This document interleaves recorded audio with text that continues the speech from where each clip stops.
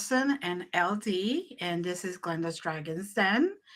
Uh, just wanted to let you know you could find us at the Conscious Awakening Network on Roku TV, Apple TV, and Amazon Fire TV, as well as other streaming um, Platforms. platforms. Platforms. Platforms. I was getting there. Uh, on Facebook, on YouTube, on Twitch, many different places. So tonight we have a great, phenomenal Chandler, Oh, thank psychic you. medium, Oh, you're gonna make me blush. professional hypnotist. That Wait a minute, I'm not a professional hypnotist. no, you're not. Thank you. Well, That works with MUFON. Mary Bassett, how are you? Good. Hi, everyone. How are you guys doing? Doing fantastic. So how you doing today? Doing good. Keeping busy. So I'll tell you a little bit about myself. I'm Yes. a channeler and psychic medium. I've been doing that for over 13 years now professionally.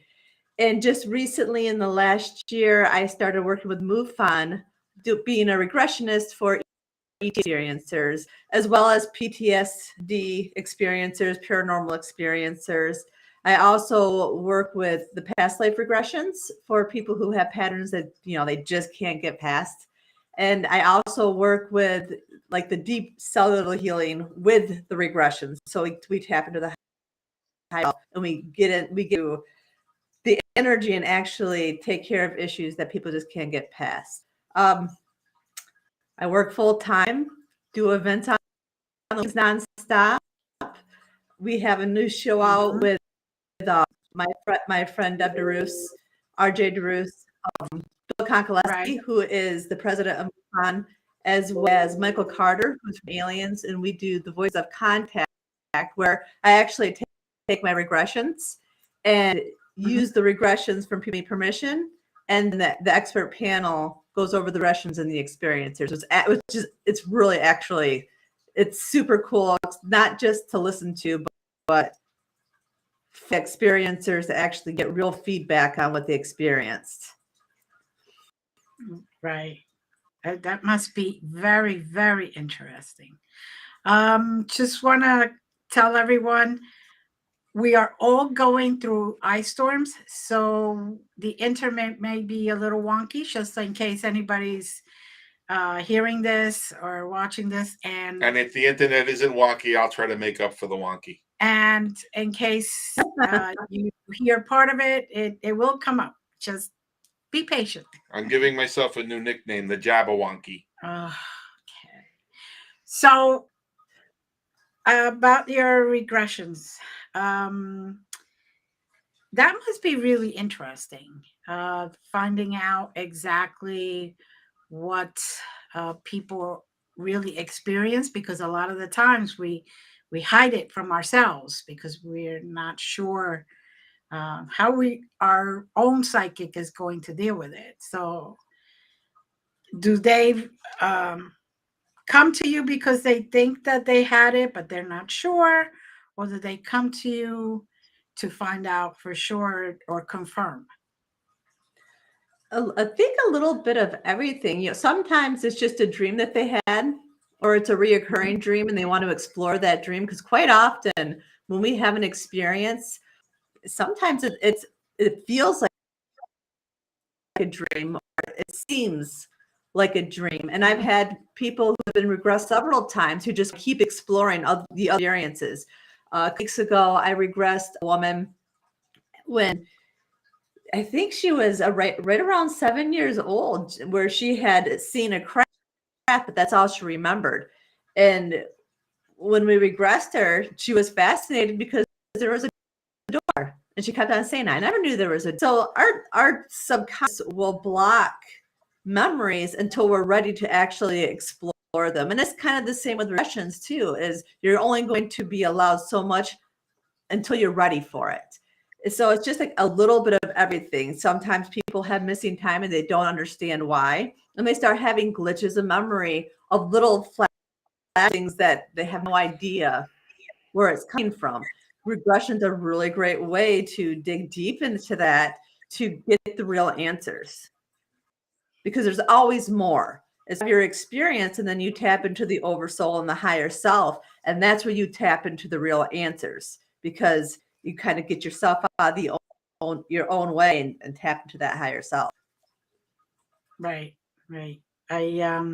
It is a wonderful experience when you actually, because I do them myself, but I see people light up because they're like, I finally got the full answer, so I understand. I just was wondering, how they come to you, because to me they just come because they have parts of their memory kind of erased. Like they all of a sudden remember driving to work, but then all of a sudden a blank, and it's like 2 days later, and they're trying to make sure that they're not having problems, and that Mm-hmm. so it must be very interesting. Now, when you do that, do they give you full details, or how do you get the full? It's more of a conversation. I'd rather not have the full details, because that helps me better to ask questions as we're going along. Because my job really is just the facilitator. I'm there just to ask the questions to get the information. So they'll give me a little bit of background. And typically, I do have like a questionnaire for them to fill out, information of what the regression is itself, what it means to regress, what it means to have an experience with ET, if that's what they're coming for. Mhm. Then we go over what they fill out. And then we talk about any kind of experiences that they want to explore. And they give me a tiny bit of background, but the less conversation for me that we can have actually about that experience, the less chance there is about that could put an idea in their head and they just say it during regression, because that is a possibility. That does happen, where they just repeat something where it came from that conversation. So I like to the least amount of possible about the experience, just because we want the whole story and make sure that nothing was kind of implied during the conversation. Usually everything that needs to come out will come out, and then they'll come back within a month to continue regressions, because you always get more of the stories, and if you've had one experience, you've had another, and so it just kind of gets the ball rolling and keeps going. Yes. Mhm. I find it's helpful when I work, and not in regressions, but just in the general work I do, is to encourage them to ask their questions. And then if they run out of questions, I'll kind of intuit the curious question that will kind of help trigger their questions further. Because that to me tells me they're ready to hear the answers. That's a good point. It really is. Yeah. Because And regression work can be really intimidating. It a lot of people will come anxious, and I'll usually spend about at least an hour with the interview, at least, just mostly just to get them relaxed, because they're not going to be able to be regressed if they're not relaxed. But if you've never done it, it does cause anxiety at first, because you're thinking you're giving up control doing it. But it's not that at all. It's you kind of get out of your own way, but you have full control. I've literally had people just sit up and go, I've got to go to the bathroom. And then they go to the bathroom real quick and lay back down and are back in instantly. So it doesn't take much at all. You can control anything. It's just putting yourself out there and allowing yourself to connect with somebody at a vulnerable level, Mhm. or feeling like you're vulnerable when you're really not in the long run. Right, right. Yes, I have had people even say, "Oh, you're gonna make me tell all my secrets." I'm like, "No, you're gonna say whatever you want to say." Mm-hmm. Like, not going in there and digging what secrets you have that nobody wants. You don't want anybody to know. I just here to help you remember, basically. Or you always get the ones who are afraid you're gonna make them bark like a like, no. I'm like, I can if you want me to, but I don't see where it's for I usually give my Doberman growl and say, if you can do better than that, go ahead, but that's not really a contest.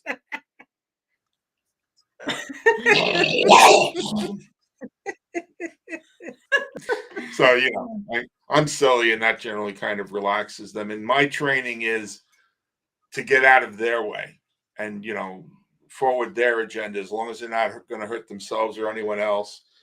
It's whatever they want, because that's what they're here for. They're here to move forward, and I'm here to facilitate that. Right. Now,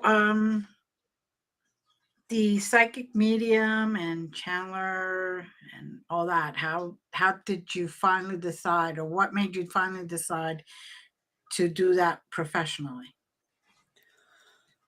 Well, I've always been drawn to it. As a little girl, I had the gifts. I just really didn't understand them. I didn't understand why I would hear spirit talking to me, or why I had, you know, Native American spirit guides, or I would chase butterflies that weren't there. I really, well, I am weird, but I always just thought I was an odd child because I never fit in with my family ever.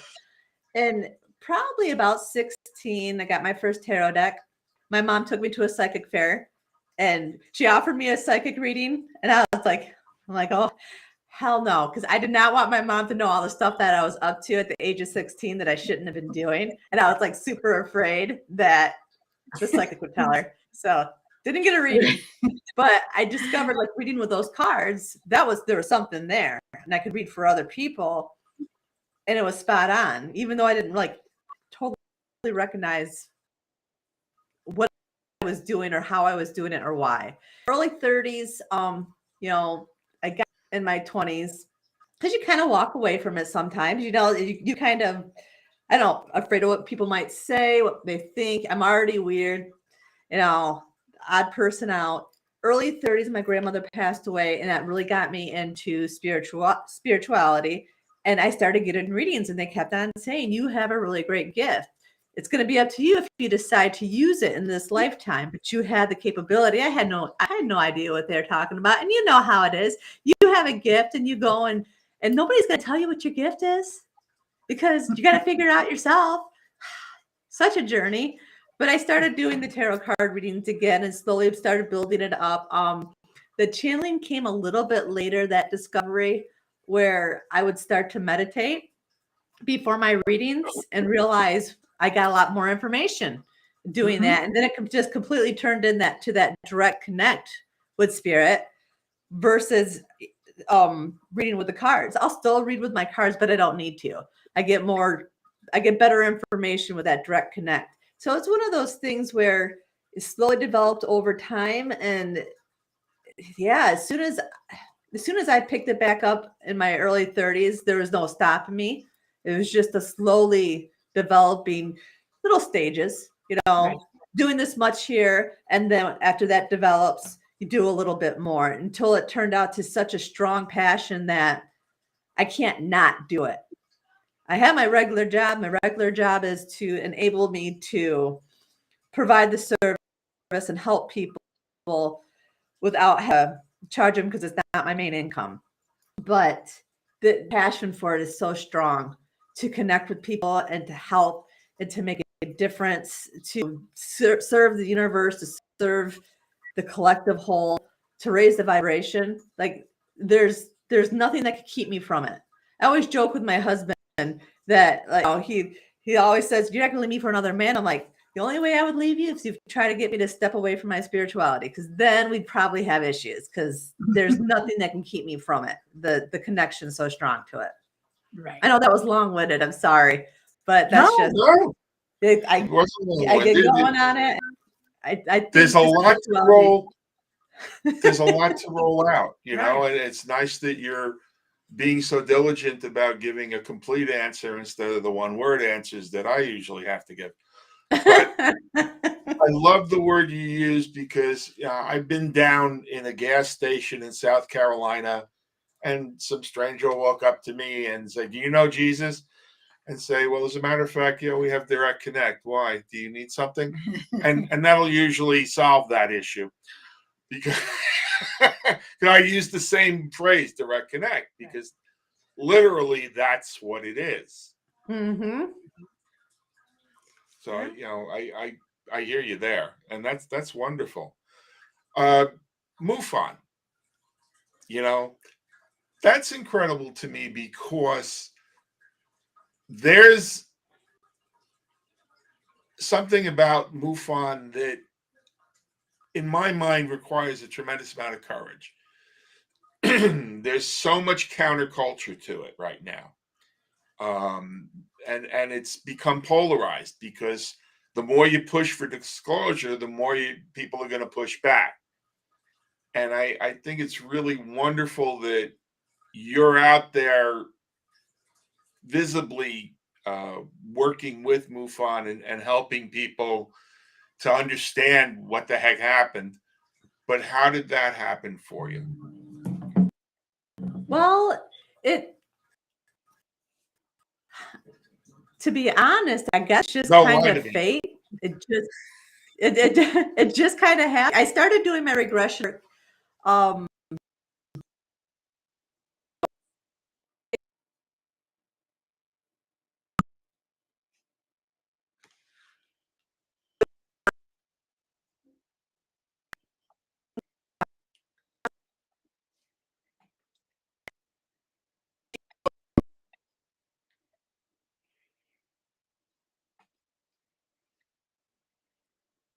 Mary, are you still there? Yep, we lost her. Okay.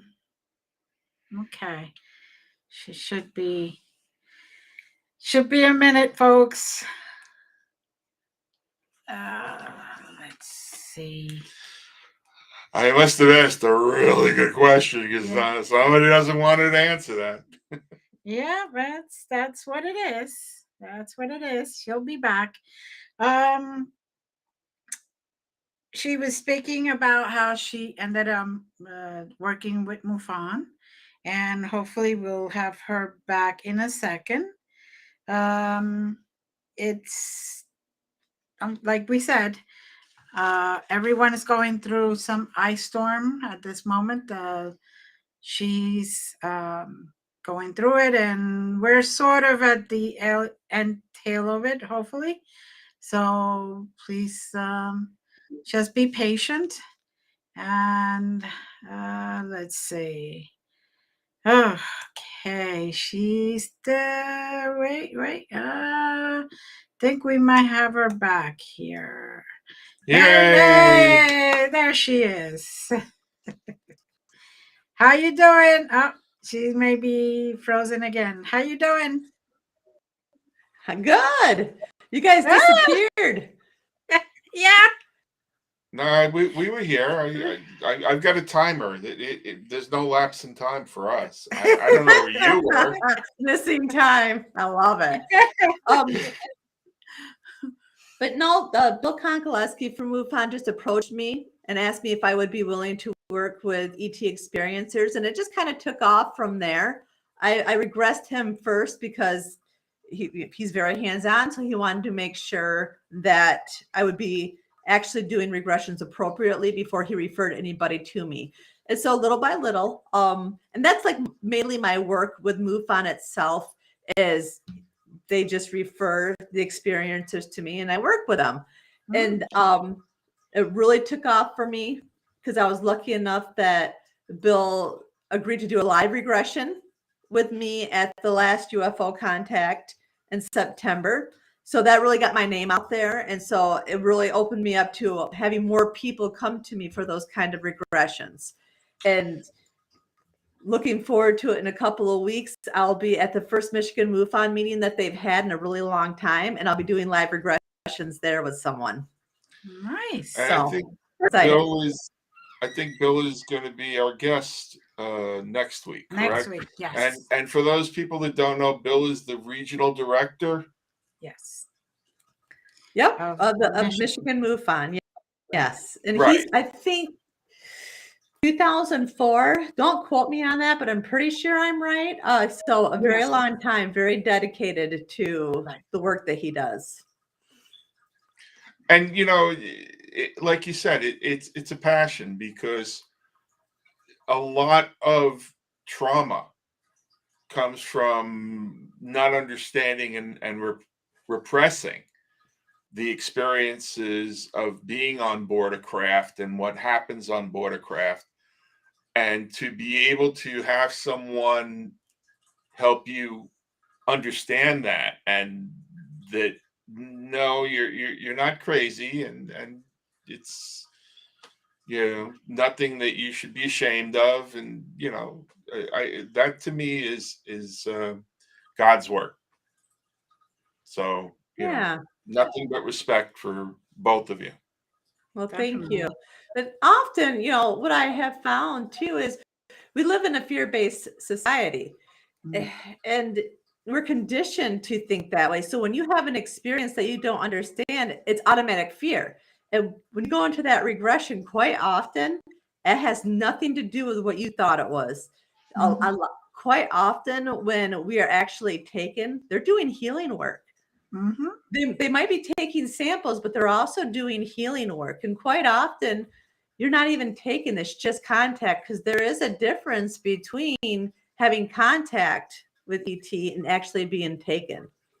Mhm. It's two different things. And having a regression and figuring out what that experience is so beneficial to your health in so many different ways. Correct. Correct. And what people don't realize is on this subject of contact is there are hybrids running around don't even know they're hybrids. So almost everyone has had contact. They just may not be aware of it. So the more it can be presented in a way where, okay, if you're not ready to accept it, stand there, there'll be another bus right along, maybe you'll get on that one. Mhm. But you know this is a universal occurrence. Mhm. It's not even national, it's not even global, it's they're not from here. Mm, But then again, neither are most of us, so what the that's heck. true. Right. So, yes, and they always, movies and all that always picture contact or any dealings with galactic beings as negative, and my experiences, I am very blessed. All my experiences have been very positive. They've always been for healing, whether it be for healing for me or to hold someone's hand so they're not nervous about it as they're getting their healing. So it's very different when you tell people that, and then you have a lot of people that have experienced not such a nice uh, experience, for lack of wording, but they will realize that not every single time they have had contact was as fearful as they thought it was, which is what is great about what you're doing, because you are healing people. And that's what I want to do. Yeah. And yeah, Yeah. it's really even if the event was traumatic, having an understanding of it Hmm. makes all the difference in the world. It really does. Right. Right. And you can't have a fear-based society without guilt. So a lot of times there's this a form with the ignorance of what happened of residual guilt. Hmm. And all I care about is I want to try and rep humanity. Mm. So far I guess I'm doing okay, but you know they have their options.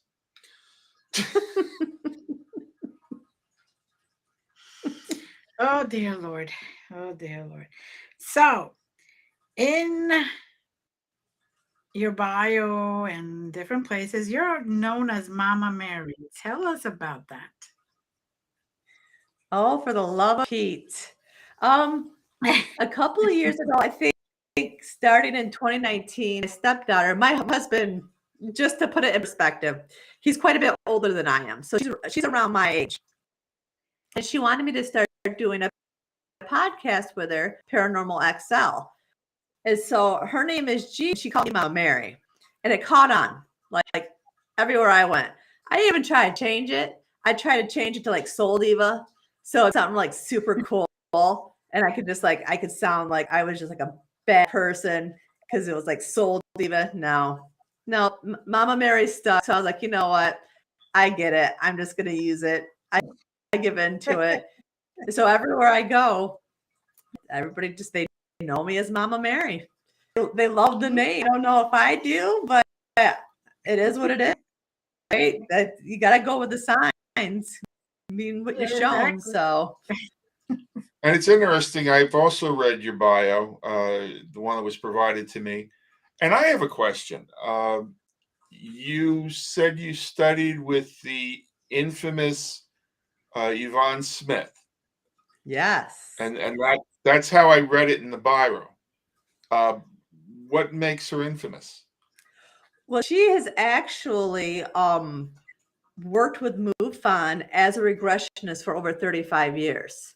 And so a lot of, I don't know if she's been, maybe she's been on Ancient Aliens being interviewed, but other shows on the History Channel, I've seen her in there as, an expert.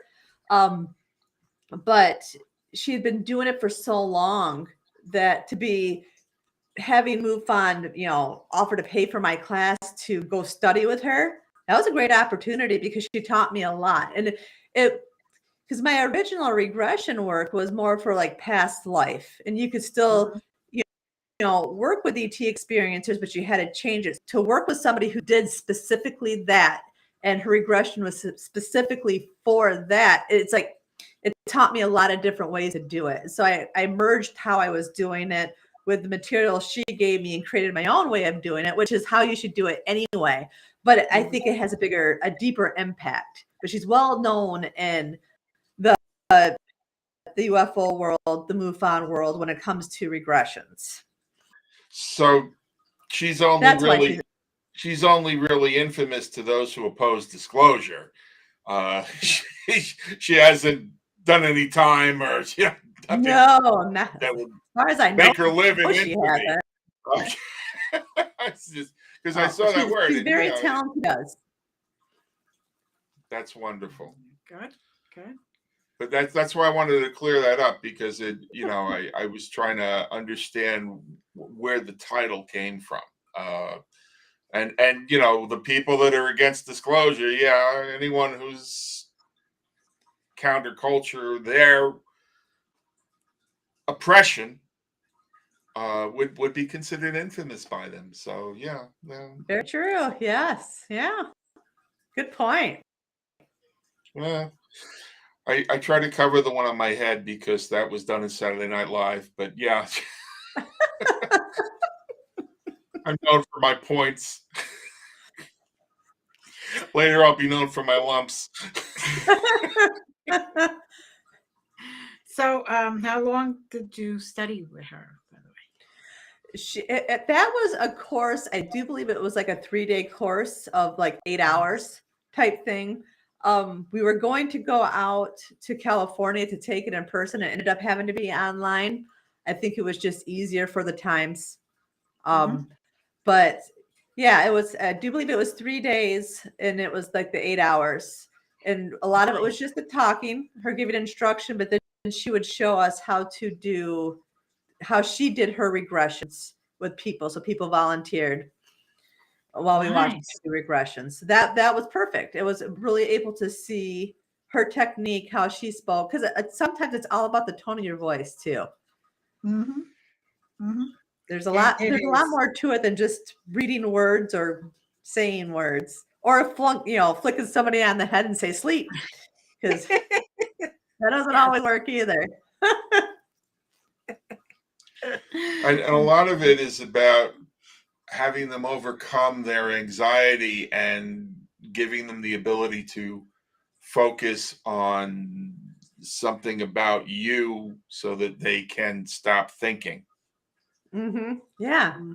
That's my experience in the work I do. So Mm-hmm. Um, so now, how do I'm going to ask now, but how do people contact you if Well, they you can go want? to my Facebook page. Just look up Mary Bassett. It's public, so it's very Mhm. easy to find. And if you would be interested in doing a regression or a reading, um, you can contact my email, which is millergrls@hotmail.com. And then you can also find me on the Voices of Contact Facebook page and message me there. Okay. All right. That sounds great. So there's many places and Facebook. I mean, come on, people. I know. I found that is like the one place that everybody can reach everybody in some shape or form. Right. Even strange people you don't want to reach you. so looking forward, Mm. where do you want to take this? Well, currently I'm working on a book. As Ooh, that's exciting. well, it was like a weird thing. I everybody we I Glenda knows this. Sometimes you just have those weird downloads, right? And it was the middle of the night and I had a download. I had this weird dream and I don't even know where I was. And when I woke up, I was like, what was that all about? And I heard a male voice say, wait till Friday and you'll find out.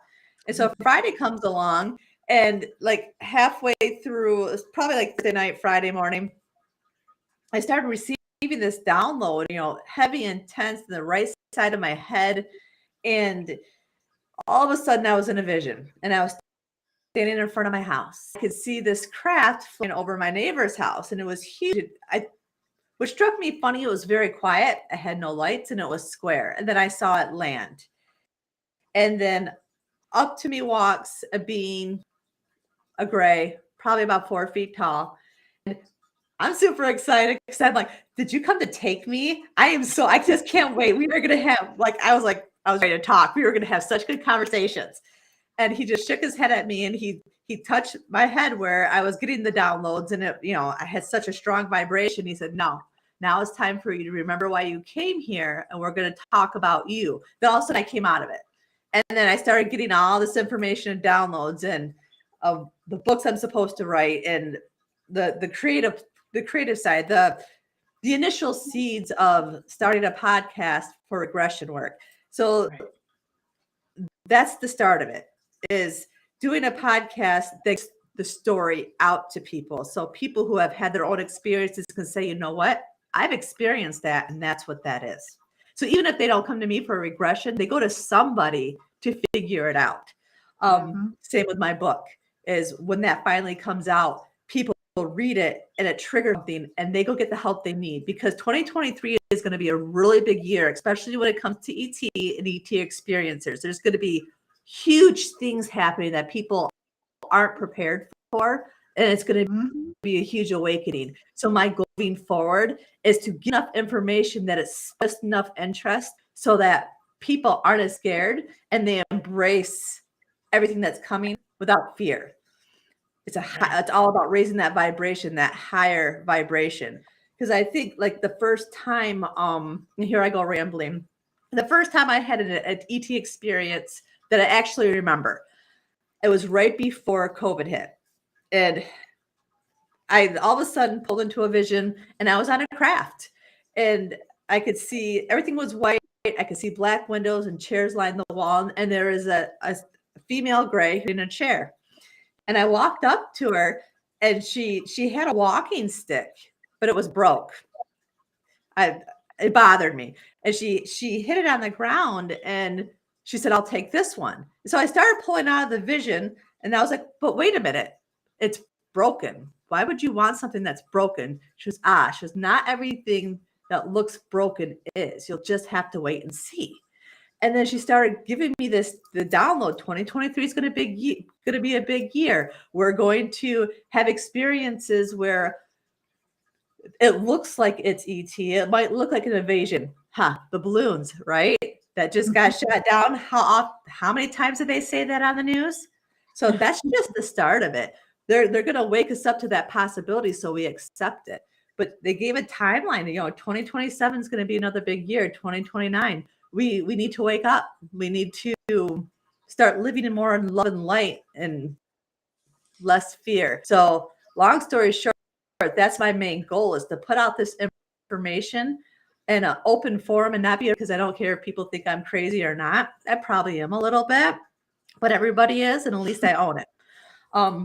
But to spark that idea where other people might say, that happened to me and now I understand it. Because I think the more people have an understanding and less fear, the better off we're going to be as a collective whole, as communities, as the whole world, not just the United States, but the whole world. Because let's face it, we're in trouble.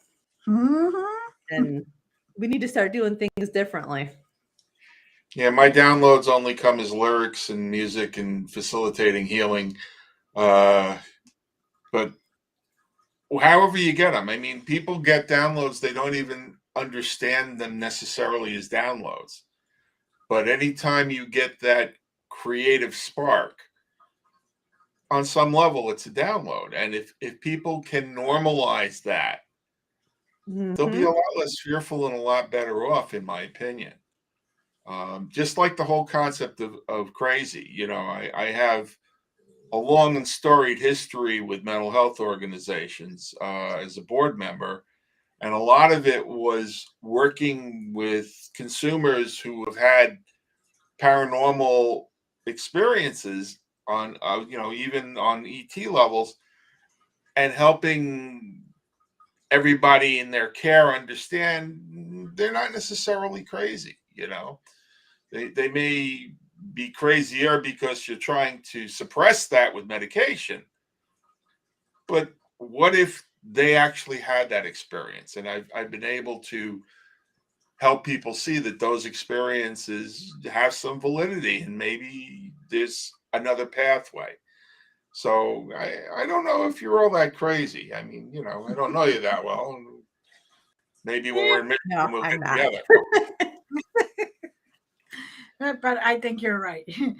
I think we all have that little bit of crazy in us, and you're just willing to admit it. That's true. It's more, you can call it crazy, but it's more like, I don't care what people think. It's the courage to be yourself. That's right. To be That's authentic. exactly. It's the empowerment to know what you know and not buy into everybody else's story. And again, the school of therapeutic modality that I was fortunate enough to be educated in is, as long as you're not hurting yourself or anyone else, live your life and be who you are, because that's why you came here. Very true. It's true. Very true. And, a lot of people, I'm sure, will read that book and realize that, like you said, that they're not alone, that, a lot of the experiences are very similar. A detail or two, or, big ship, small ship, tall being, small being, whatever. But everything that happens there is basically for, in one way or another, healing, whether it be healing to create hybrid children because you wanted more children and you couldn't, so they create hybrid children, and the memory of that will, once you get there, will heal you, because then you'll say, oh, I wanted children, and they gave them to me. If you go there and you have, say, lupus, and you get some type of healing there, and you come back and all of a sudden your symptoms are gone, or they're in remission, as because no doctor wants to say they're gone. Everything is in remission. Mhm. Right? All of a sudden it's like, oh wait, but I remember, and they helped me heal. Why? Because you were willing to receive the healing, even if you didn't remember. Because I That's really believe right. we still have free will, even when it comes to experiences with ET. So, if I understand you correctly, this book is going to be somewhat autobiographical of your experiences in a way that other people might be able to relate to them. Is that your plan? Actually, it's going to be a little bit different than that. I'll talk about my Okay. initial experience, what started with the book, but sort Hmm. of like the Voices of Contact, where I'm taking the regressions and Mm, we're discussing them. This will be the full on regression. I'll use a different name, but it'll be the whole thing. It won't be just bits and pieces, and it'll go into extreme detail of the whole regression and their experience and what they went through. And then um the being that came to me, what he showed me is for each chapter, there'll be a parting message from him that's channeled from him. ooh, I'm really looking forward to this. So It it'll definitely. definitely be different than just my own experiences. But it's nice that you start with that and you have the courage to lend your voice to that and give it that foundation. Because if it's not about you and you're not willing to own it, then it could be fiction. And if it is about you, then it's very difficult for people to say, "Well, it's fiction." Well, no, because I had the experience as well. Mm. Right. So it's wonderful that you have the courage to do that, and thank you for doing that. Mm-hmm.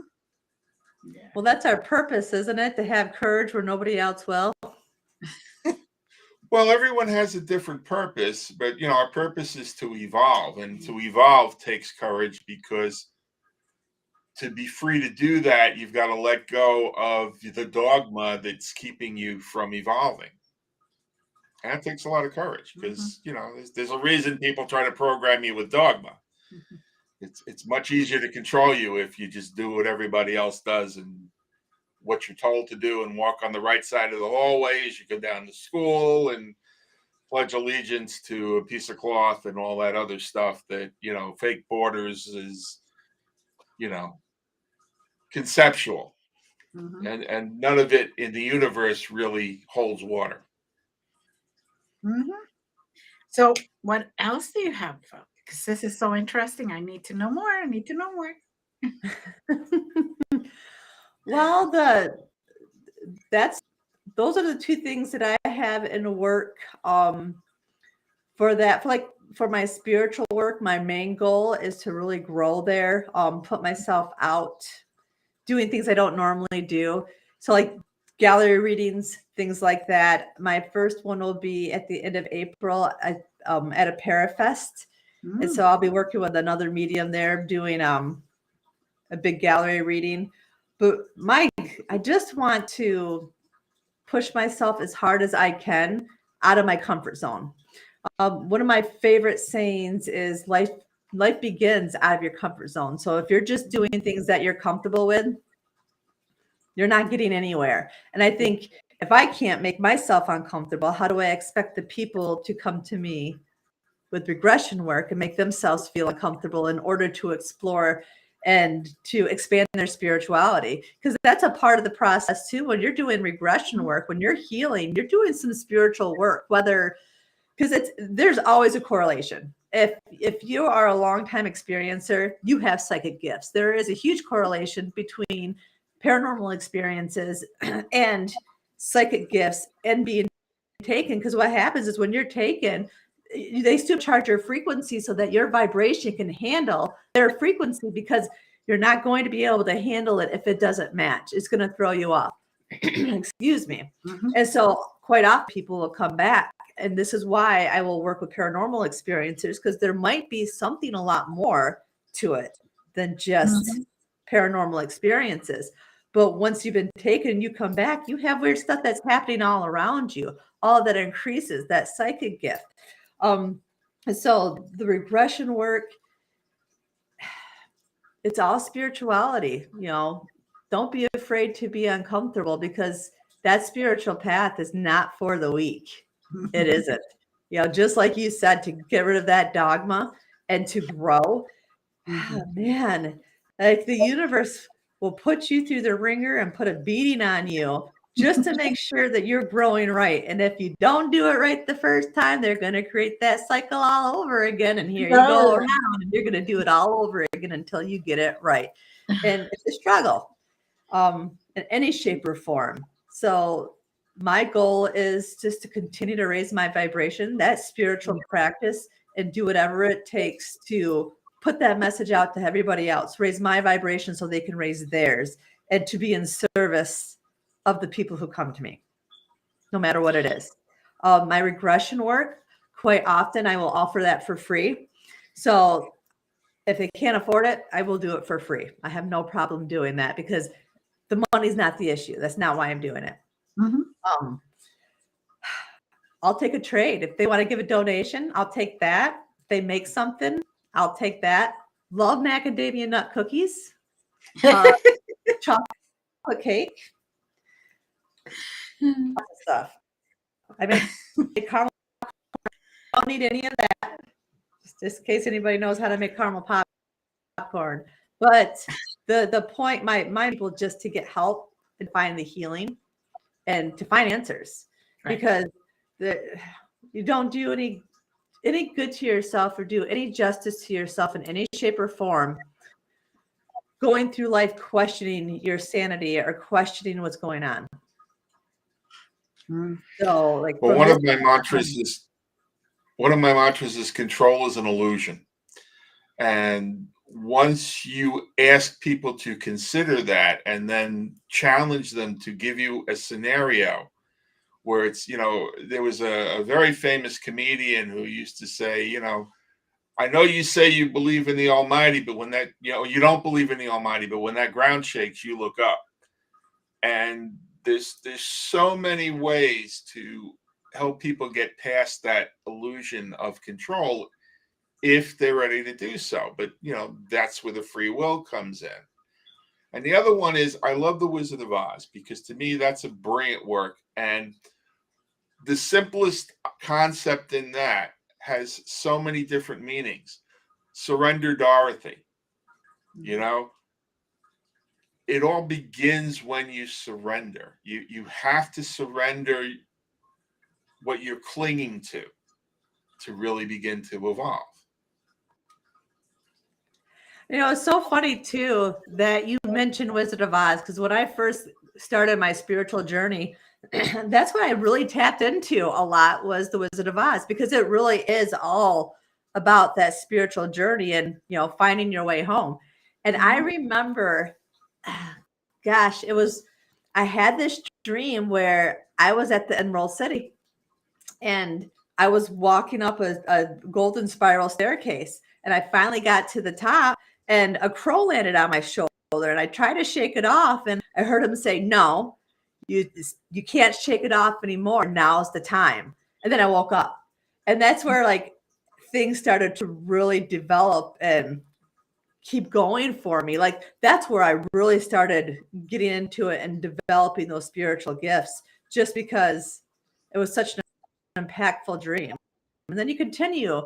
It's sort of like your God give you like little bits and pieces just to keep you going just enough, and then they take it away just for a little bit, because you got to know you're doing the work and you're actually developing. Because if you don't do the work, you're not going to get anywhere with it, right? Because you can have the gifts, but you have to be able to work with the gifts too. And it's so the most important thing. disconcerting to me that we've become such a codependent society, because everybody is looking to not do the work. Everybody's looking to have someone else do the work for them, or at least get something, for the work that they're willing to do for other people. And that's not what it's about. Everybody has to do their own work. And the beauty of it is, we've always had the power, but we have to learn it for ourselves. That's right. That's even Yeah. harder for like an Aries who I just want it and I want it now. Like I don't want to wait. I just want to have it. That's why I order Amazon, because I know I can order Amazon and it'll be on my front porch tomorrow. I don't want to have to wait for it. I'm horrible if I go into a store, because if I have to wait too long in line, I'm going to be putting something in my cart because I'm waiting there. I can't help it. So the spirituality can be rough on some, especially when they're impatient like I am. I just wanted it right away. Mhm. Yeah. I'm a Gemini, so I want it right away, but I want full details. I want to know everything upside down, inside out, about anything. And that gets me in trouble sometimes. So, And I get And then into you more gotta talk trouble. it out while you're worrying about it, right? yeah. And I get into more trouble because people misunderstand what I'm saying. And they say, "Oh, what do you think? You're the second coming?" So no, actually, I was here first. Because I'm a Capricorn. It's really it's rough. It's rough, but if you don't do the work, you're not going to evolve. You're not really going to heal. You think you're healing, but you're not. And you ask, you're in a position, you ask for help. Your guides provide the teachers, the opportunities and everything, and they give you something, and yet you're just taking it half in because you don't want to really have to go down deep and do the work. You're not going to get you're not going to get anything out of it. And so next time you ask, your guys are going to say, well, you still got to work on that, you know, work on that first. And they repeat the exact same experience basically, and it just stays there until you finally go, oh yeah, I got to do the work. And she's worse than that because she knows a good portion of the archangels, and there's only one she won't fight with. No, there's one I will not. Everybody else, fair game. But this one, she comes down, she gives a suggestion, and I would be like, yes, okay, let's just go there. You're sending me to California. Okay. Vegas. Vegas, oh Yeah. yeah. Wherever. It's just like, okay, Yeah. I'll do that. Everybody else, why? Why do I have to go there? Why can't you send somebody who's closer? I don't want to travel. It's too long. And too I much. say to her, "Why are you arguing with Michael?" And she said, "Because if I don't, he'll think I'm losing it. Yeah. I've been doing it since I was 2, so they're used to it by now." Well, sometimes it's to see if you have faith and if you're willing just to believe and look into it. Because I remember the first time, again, this is when I first got into my spiritual journey. I remember walking, we were in upstairs apartment at the time. I remember walking downstairs and looking up at the light and seeing smoke around the light, like someone had smoked a cigarette and it had raised up, but nobody smoked. And I remember thinking, that's really weird. Like, that is odd. And finished walking down the steps. My husband's in front of me. I looked over to my right and I see all these different color orbs: blue, red, yellow, Nice. green. And I remember standing there going, am I really seeing that? And I'm looking over at my husband. I'm like, are you seeing this? And he was just standing there impatient, like, what the hell are you doing? Are you coming? Because we've got to go. And I remember getting in my vehicle and looking over, going, did I really see that? And I could see that all of them moving towards my vehicle. And so I knew about archangels, but I never really researched them. So when of course, I'm looking at, that's the first thing I do is spiritual meaning of the red orbs. And it was Mother Mary, it was Jesus, it was Archangel Michael, Raphael. And so like sometimes they test you. Are you actually we're going to show you, and we'll give you more if you're willing to actually take the time to look up the spiritual meaning of it. I'm always saying it. Man, I saw a skunk the day before yesterday, and you know that because I was basing it on what I was thinking. Okay, we kind of lost you a little bit. You saw a skunk? A Yes, and baby skunk? you know I was looking that up. Yes. For many reasons, yes. That's right. It means As something, long and it as did. as long as you could leave that encounter where you found it and not take anything with you, you're Yeah. golden. We have about 5 minutes left. Where do you want to cover that we haven't touched on yet?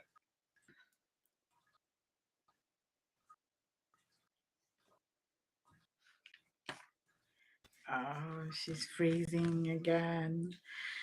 Just remember, people, we're all having ice storms right now. So the weather is affecting our internet, everyone's, including Mary's, unfortunately. She's moving. She's thawing out. Yeah, she's going in and out. Okay. No, none of it. You froze. Can you come back with it? We can hear you now. I think. It's getting better. Me? It's getting Yes, Can, go yes. ahead. Yes. Yeah. Jeez. I can't believe the storm we're having. Yeah. So, So what do you want to leave us with? Well, I really just thank you for having me on the show. Well, Like thank I you for said, being had. you're great. Wait, you're You just can getting a find, little brush of me. She's more than willing to let you have more. I'll leave. find me on book Mary Bassett. Look up the new show that we have going, The Voices of Contact. I can guarantee there's going to be something on there that will trigger you. And don't Now, hesitate where to can we reach find out. the voices of contact? On Facebook, if you look up the Facebook page, Voices of Contact, you'll find it there. And also Deb DeRoos, if you're friends with her, you'll find it on her Yes. page. We air every Friday night at 8 p.m. Deb's So, actually in the chat. Yes, yes. she is. I see her. Hi, Deb. I just love Yeah. her. Hi, Deb. Well, how can you not?